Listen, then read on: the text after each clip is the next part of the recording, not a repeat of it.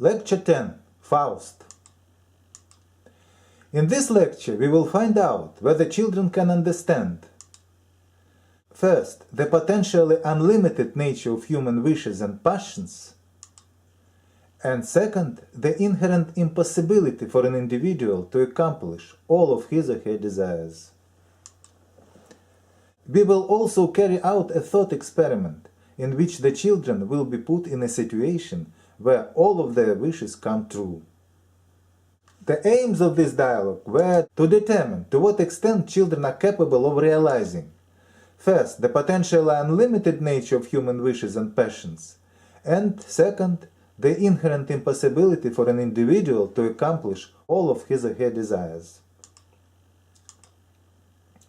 The dialogue was inspired by the medieval German legend about the character named Faust, a scholar who is dissatisfied with his life, which leads him to make a contract with the devil, exchanging his soul for unlimited knowledge and worldly pleasures. It was agreed that when all of Faust's desires would be accomplished, the devil can have his soul. It seemed to Faust that his desires were unlimited and would never end, so he was safe. Yet he forgot that he was dealing with the devil himself. Let us see whether children share Faust's view that human desires are unlimited. Question 1. Tell me, do you want something at the moment? What do you want? Question 2. Do you want that your favorite sweets were always in abundance? Question 3. Do you want to become a famous author, a great scientist, or an outstanding artist when you grow up? Question 4.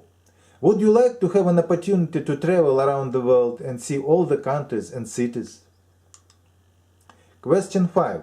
Would you like to be very handsome and good looking so that all the people would like you and admire you? Question 6. Would you like to be the most intelligent person in the world and know lots of things about space and nature, about people, animals and plants? Question 7. Let us imagine that a wizard comes to you and says: I am going to make all of your wishes come true, and I will do everything you tell me to do, but only until you say, all my wishes are satisfied and I don't want anything anymore. As soon as you tell me that, you will become my slave. I will put you in a room without doors and windows, and you will be locked up there until you get old and die. Deal? What would your answer be to the wizard? Would you accept his offer or not? Why? Question 8. If the answer is no. So, if you accepted his offer, then a time would come when all your wishes would be satisfied and you wouldn't want any more. True? Question 9. If the answer is yes.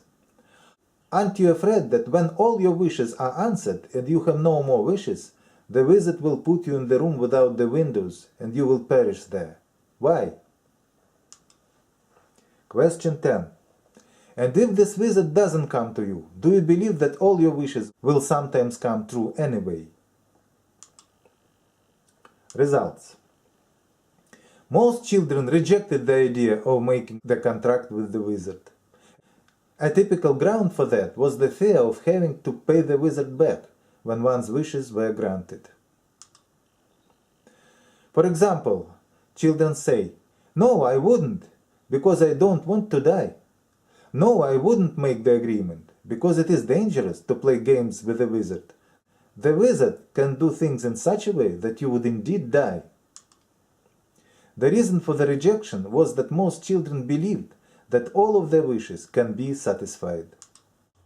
As this graph shows, the majority of the children aged between 5 and 9 years believed that all of their wishes could be fulfilled naturally and without the wizard's help. On the contrary, most children aged 11 and 13 years are aware that it is only with the supernatural assistance that all of their wishes could be fulfilled. We can therefore conclude that most children aged 5 to 13 years strongly believed that their wishes had a certain natural limit. For instance, one child says, the time will come when I'd have wishes no more, and it would happen much sooner than I'd like it to. An awareness of the potentially unlimited nature of human wishes was achieved by only a small number of children, and the number of such children does not increase with age.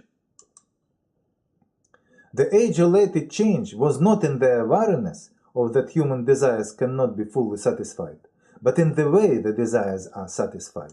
Younger children believed that their desires can be fulfilled in a natural way, whereas older participants thought that in order to fulfill all of their wishes, a help of a supernatural force is needed.